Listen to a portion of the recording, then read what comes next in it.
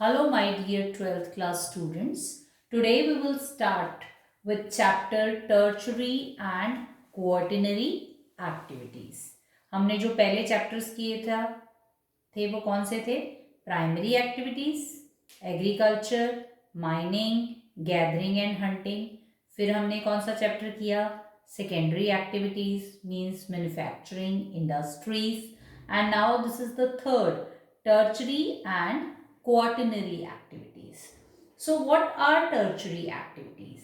The activities that are related to service sector, ठीक है. Man power is an important component of the service sector. Service sector में man power की बहुत ज़रूरत पड़ती है, ठीक है. And all the workers, all the work is performed by the skilled labor, professionally trained experts and consultants, and this include both production and exchange. Production और exchange इसमें होता है. The production involves, production में क्या है? Provision of services that are consumed. और exchange में क्या है? Trade. It involves trade, transport and communication facilities. I am giving you some examples of tertiary activities. Tertiary activities इसकी common example, एक plumber है, आपकी घर की टैप्स ठीक कर रहा है. He is giving you the service. तो ये क्या है?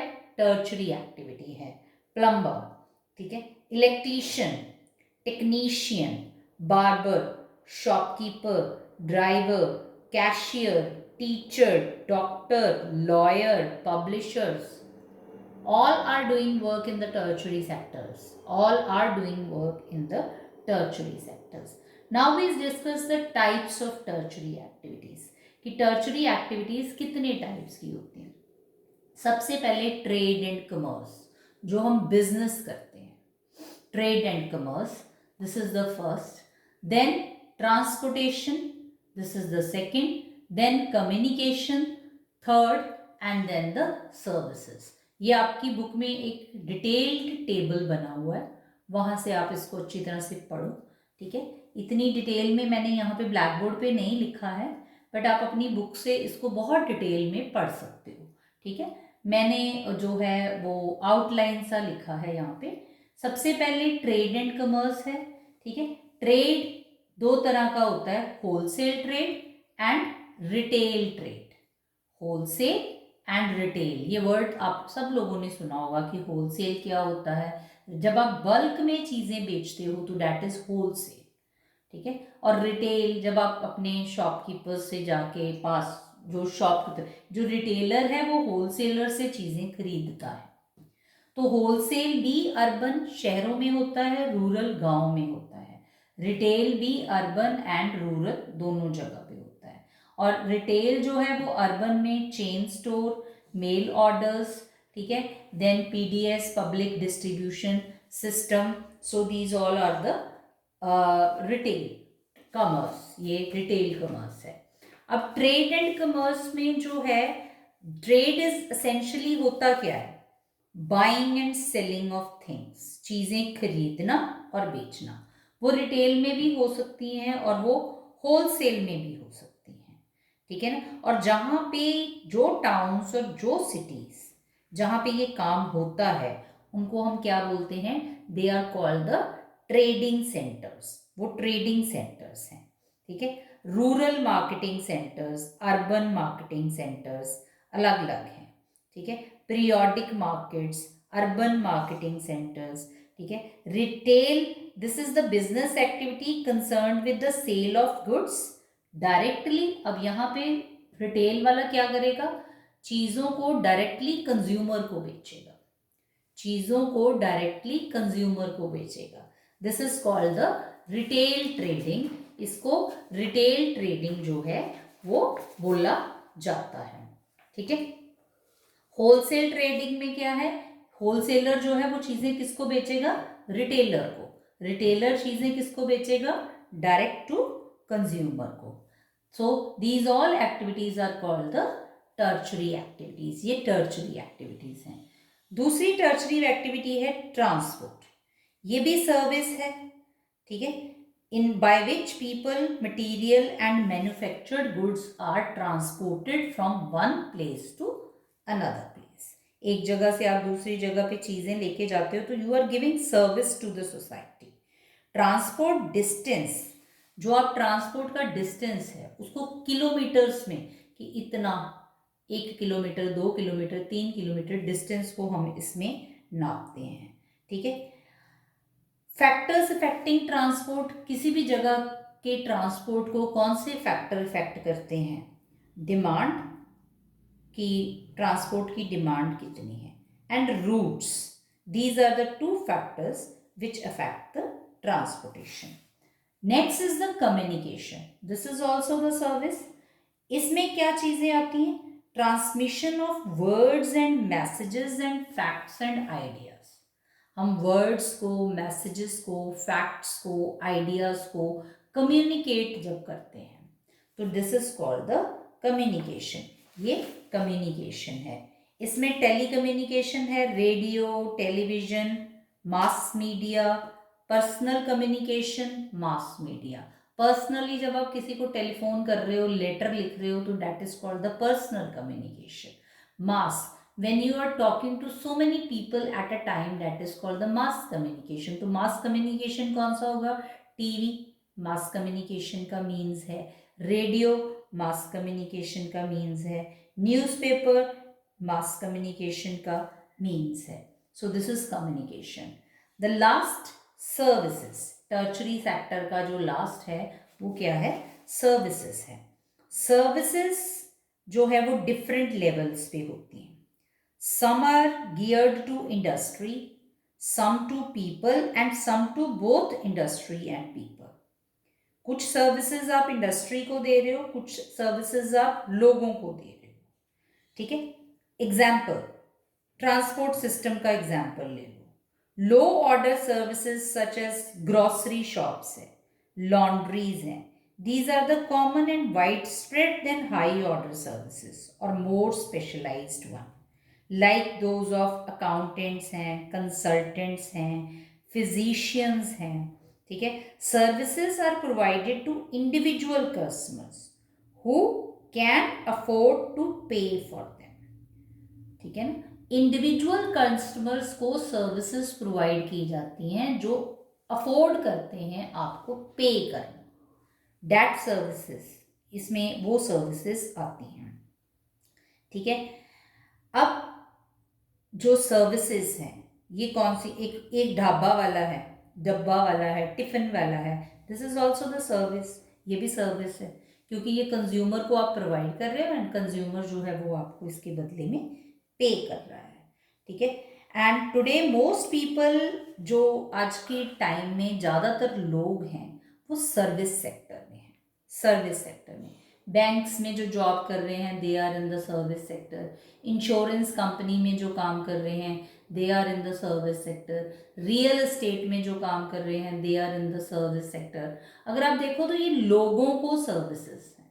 बैंकिंग, बैंकिंग का फायदा लोगों को होता है, इंश्योरेंस का फायदा लोगों को होता है, रियल एस्टेट में कोई प्रॉपर्टी बेच रहा है तो खरीद रहा है तो फायदा किसका है? लोगों का है, ठीक है। पर्सनल, प्रोफेशनल, टीचिंग कोई जॉब कर रहा है तो it provide services to the students, so these are all the services. So all these activities comes under the tertiary activities, ये टर्चरी एक्टिविटीज के अंडर आती है। Some selected examples of tertiary activities. Tourism. Tourism is also the tertiary activity. Tourism is travel undertaken for purposes of recreation. Recreation के लिए होता है rather than business. And this is the world's single largest tertiary activity, जिसमें 250 million लोग जो हैं वो job करते हैं और इसका जो टोटल रेवेन्यू है 40% ऑफ द टोटल जीडीपी, हमारी जो जीडीपी है उसका 40% जो है वो इसी से रेवेन्यू आता है। Local persons are employed to provide services, जैसे आप कहीं बाहर गए हो, घूमने गए हो, मनाली गए हो, तो वहाँ के जो लोकल लोग हैं वो आपको अकोमोडेशन, रहने के लिए घर दे रहे हैं अपने, या उनके होटल्स हैं, खाना प्रोवाइड कर रहे हैं, ट्रांसपोर्टेशन प्रोवाइड कर रहे हैं, एंटरटेनमेंट प्रोवाइड कर रहे हैं, उनकी स्पेशल शॉप्स हैं जहाँ से आप टूरिस्ट अट्रैक्शन की चीज़ें लेते हो। So they are giving you services, वो तुम्हें सर्विसेज दे रहे हो और तुम उन सर्विसेज को पे कर रहे हो, you are paying for it. तो वो कौन सा सेक्टर हुआ? That sector is called the tertiary sector. ठीक है, and this tourism fosters the growth of infrastructure industries, retail trading and craft industries also। ठीक है, और कुछ एरियाज में जो टूरिज्म होता है वो सीजनल होता है, सीजनल होता है बिकॉज ऑफ द वोकेशन। अब जैसे शिमला है, मनाली है, डलहौजी है, आप लोग वहाँ पे कब जाते हो? जब आपके यहाँ पे गर्मी बहुत होती है तब आप वहाँ पे जाते हो। विंटर्स में लोग वहाँ जाना प्रेफर नहीं करते, पर गर्मियों में जाते हैं, तो फिर वो क्या हो गया? It is seasonal. ठीक है, कुछ एरियाज में इट इज सीजनल, वेदर की कंडीशंस पे डिपेंड करता है कि उस एरिया में टूरिज्म होगा या नहीं होगा। Tourist regions, tourist region, the warmer places जो मेडिटेरेनियन कोस्ट के आसपास एरियाज हैं, या इंडिया के वेस्ट कोस्ट पे जो एरियाज हैं, ठीक है, वो at some of the famous tourist attractions हैं ऑफ द वर्ल्ड्स। ठीक है, which includes winter sports region found mainly in the mountainous area. Hilly areas में विंटर स्पोर्ट्स के रीजन्स बहुत डेवलप्ड हैं। सीनिक लैंडस्केप्स, कहीं पे नेशनल पार्क्स हैं। ठीक है, हिस्टोरिक टाउन्स हैं, also attract tourist because of the monument, heritage site and cultural activities. मतलब कि टूरिज्म के लिए कोई अट्रैक्शन भी तो होनी चाहिए ना, कि आपके यहाँ पे टूरिज्म क्यों होगा। या तो आपके एरिया का लैंडस्केप बहुत अच्छा है, या वहाँ पे कुछ हिस्टोरिकल मॉन्यूमेंट्स हैं, या एडवेंचर के लिए वो जगह बहुत अच्छी है, या वो कोस्टल एरियाज हैं। तो इस तरह के एरियाज ही टूरिज्म में डेवलप होंगे। और कौन सी चीज़ टूरिज्म को इफेक्ट करती है? कौन से फैक्टर्स हैं जो टूरिज्म को इफेक्ट करते हैं? Demand since the last century the demand for holidays, आपने देखा होगा कि पिछले 10-15 सालों में हॉलीडेज की डिमांड बहुत बढ़ गई है। हर बंदा ये चाहता है मुझे छुट्टियां हुई हैं, मैं घूमने फिरने कहीं बाहर जाऊं। पहले ऐसा बहुत कम होता था, बट आज की डेट में जैसे जैसे आपकी जो है मनी अलाउ कर रही है आपको, तो आप टूरिस्ट डेस्टिनेशंस पे जाना जो है वो आपने इंक्रीज कर दिया है। ठीक है, क्योंकि आपका स्टैंडर्ड ऑफ लिविंग बढ़ गया है, आपका लेयर टाइम इंक्रीज हो गया है, तो वो आपको परमिट करता है कि आप हॉलीडेज के लिए बाहर जा सकते हो। ठीक है, तो डिमांड पे डिपेंड करता है। सेकंड, टूरिज्म किस चीज़ पे डिपेंड करता है? ट्रांसपोर्टेशन के लिए। आप कहीं जाना चाहते हो, वहाँ पे ट्रांसपोर्ट, जाने के लिए ट्रांसपोर्टेशन की ज़रूरत है। कोई ऐसा प्लेस ना हो कि जहाँ पे जाने के लिए कोई ट्रांसपोर्टेशन ही नहीं है, तो फिर वो डेवलप नहीं होता। तो कौन से फैक्टर्स हैं जो टूरिज्म को अफेक्ट करते हैं? One is the demand and one is the transport. The third, tourist attraction. Tourist कब अट्रैक्ट होता है? जब किसी जगह का क्लाइमेट बहुत अच्छा है, तब टूरिस्ट अट्रैक्ट होता है। ठीक है, क्लाइमेट बहुत कोल्ड है, बर्फ पड़ रही है, बर्फ को देखने के लिए लोग जाते हैं। ठीक है, क्लाइमेट मॉडरेट है, not very hot not very cold, coastal areas है, तो वो लोगों को अट्रैक्ट करता है। तो क्लाइमेट जो है वो अट्रैक्शन होती है। ठीक है, लैंडस्केप, उस जगह का लैंडस्केप कैसा है वो आपको अट्रैक्ट करता है। उस जगह की हिस्ट्री क्या है, उस जगह का कल्चर क्या है, वो आपको अट्रैक्ट करता है। Number 4, medical services for overseas patients in India. About 55,000 patients from USA, 55,000 patients USA से इंडिया में इलाज करवाने के लिए आए 2005 में। यूएसए से इंडिया में आए इलाज करवाने के लिए। तो ये कौन सा टूरिज्म हो गया? मेडिकल। मतलब कि लोग क्यों यहाँ आए, टूरिज्म क्यों हुआ? मेडिकल की वजह से। ठीक है, this is still a small number compared with the millions of surgeries performed each year in the US healthcare system. और जो इंडिया है, it has emerged as the leading country for medical tourism in the world. India जो है वो world में medical tourism के लिए बहुत फेमस है. Hospitals in India, Switzerland and Australia have been performing certain medical services. ठीक है, ranging from reading, radiology, interpreting magnetic resonance images, MRIs के लिए, ultrasound के लिए. Outsourcing hold tremendous advantages for the patients in India. तो medical में India जो है वो बहुत आगे जा रहा है और ओवरसीज पेशेंट्स जो हैं वो इंडिया में बहुत अट्रैक्ट हो रहे हैं. पाकिस्तान से बहुत पेशेंट्स इंडिया में आते हैं इलाज करवाने के लिए. नेपाल से बहुत लोग आते हैं इंडिया में इलाज करवाने के लिए. बांग्लादेश से बहुत लोग आते हैं इंडिया में इलाज करवाने के लिए. And when medical treatment is combined with international tourism activities, it lends itself to what are commonly known as medical tourism. Medical के लिए आप कहीं गए हो तो उसको आप क्या बोलोगे? मेडिकल टूरिज्म बोलोगे. So these are all the tertiary activities. ये टर्चरी एक्टिविटीज हैं. अब हमने इसका सेकेंड पार्ट करना है, क्वार्टनरी एक्टिविटीज. इसका अगला क्वार्टनरी एक्टिविटीज. क्वार्टनरी एक्टिविटीज मतलब इससे ऊपर, टर्चरी से ऊपर. अब ये कौन सी सर्विसेज हैं? Collection, protection and dissemination of information, production of information, research and development, specialised knowledge, technical skill, administrative competence. This type of activities are called the quaternary activities. इनको क्वार्टनरी एक्टिविटीज बोला जाता है. The next is the quinary activities. Quinary, quaternary के बाद quinary activities. इसमें कौन लोग आते हैं?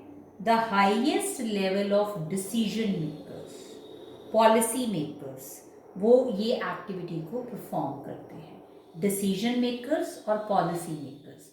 अब जैसे रशिया और यूक्रेन की वॉर है, उसका डिसीजन मेकर, उसको डिसाइड करने वाला, वहाँ के लोग तो नहीं डिसाइड करते कि यूक्रेन और रशिया की वॉर होगी. सीरिया और पैलेस्तीन की वॉर है, वहाँ के लोग नहीं डिसाइड करेंगे कि वहाँ पे वॉर होगी. उसके ऊपर डिसीजन मेकर्स हैं, पॉलिसी मेकर्स हैं जो ये चीज़ें डिसाइड करते हैं. So they are also doing something and that thing is the quinary activity. वो क्यूनरी एक्टिविटी है सबसे top most activity. Service sector का सबसे टॉप मोस्ट पार्ट जो है दैट इज द क्यूनरी. इसमें बहुत स्किल्ड लेबर की जरूरत है और इंग्लिश लैंग्वेज कम्युनिकेशन स्किल इसमें रिक्वायर्ड है. English language communication skills. It includes outsourcing. इसमें आउटसोर्सिंग होती है. Outsourcing is of two type, BPO and KPO. BPO and KPO. BPO क्या है? BPO stands for business processing outsourcing and KPO क्या है? It stands for knowledge processing outsourcing. मतलब दोनों में डिफरेंस क्या है? BPO is business processing outsourcing and KPO is knowledge processing outsourcing. What it requires? BPO में क्या चीज चाहिए? Good communication skill and basic computer knowledge. आपका कम्युनिकेशन स्किल बहुत अच्छा हो, आपको बेसिक कंप्यूटर की नॉलेज हो, तो आप बीपीओ में काम कर सकते हो. केपीओ, यहाँ पे नॉलेज स्पेशलाइज्ड होनी चाहिए. Specialised knowledge is required. Services, low end services and KPO, high end services. Employees, इसमें नॉट सो क्वालिफाइड, इसमें हाईली क्वालिफाइड. इसमें हाईली क्वालिफाइड वर्कर काम करेगा. Expertise in process, expertise in knowledge. targets cost benefit, target value addition. इसका example customer support services, call centres, telemarketing, वो इसका example है। इसका example R&D, banking, legal services. R&D means research and development, banking है, legal services है। This is the example of the KPO। And the last is the digital divide. Digital divide क्या है? Opportunities emerging from the information and communication technology based development is unevenly distributed across the globe. अब जो internet facility है, telecommunication है, this is not evenly distributed. कहीं पे बहुत ज़्यादा है, कहीं पे बहुत थोड़ा है। There are wide ranging economic, political and social differences. ठीक है। How quickly countries can provide ICT access and benefits to the citizen is the deciding factor. जो डेवलप्ड कंट्रीज हैं इन जनरल, ठीक है, वो फॉरवर्ड है as compare to the developing countries. Developing countries जो हैं दे आर लैग्ड बिहाइंड, और इसको डिजिटल डिवाइड बोलते हैं। डेवलपिंग कंट्रीज में इतनी टेक्नोलॉजी डेवलप नहीं है, ठीक है, इतनी नहीं है जितनी डेवलप्ड में है, तो ये डिवाइड है, and this divide is called the digital divide. ठीक है। और कुछ डिजिटल डिवाइड जो होते हैं वो विद इन द कंट्री होते हैं, जैसे इंडिया है, इट इज, इसमें क्या है, इंडिया में आप देखो Bangalore is the hub of IT, वो IT का हब है। अगर हम जलंधर की बात करें तो Jalandhar is not the IT hub, Jalandhar IT hub नहीं है। Amritsar is not the IT hub, वो IT हब नहीं है। बैंगलोर IT हब है। कंट्री के अंदर अंदर ही डिजिटल डिवाइड है कि एक एरिया है जो डिजिटली बहुत डेवलप्ड है और एक एरिया है जो डिजिटली बहुत डेवलप्ड नहीं है। So this is within the country. तो ऐसे ही आउटसाइड द कंट्री जो डेवलप्ड कंट्रीज हैं they are digitally more developed than the countries, कुछ कंट्रीज डेवलपिंग कंट्रीज हैं they are not the digitally developed. So this is all about your chapter tertiary activities. ठीक है, hope आप सबको समझ आ गई होगी। ठीक है, make the notes of the chapter, short notes बनाओ चैप्टर के, शॉर्ट नोट्स बना के उसको पढ़ो। ठीक है, best of luck for your final exams. Thank you.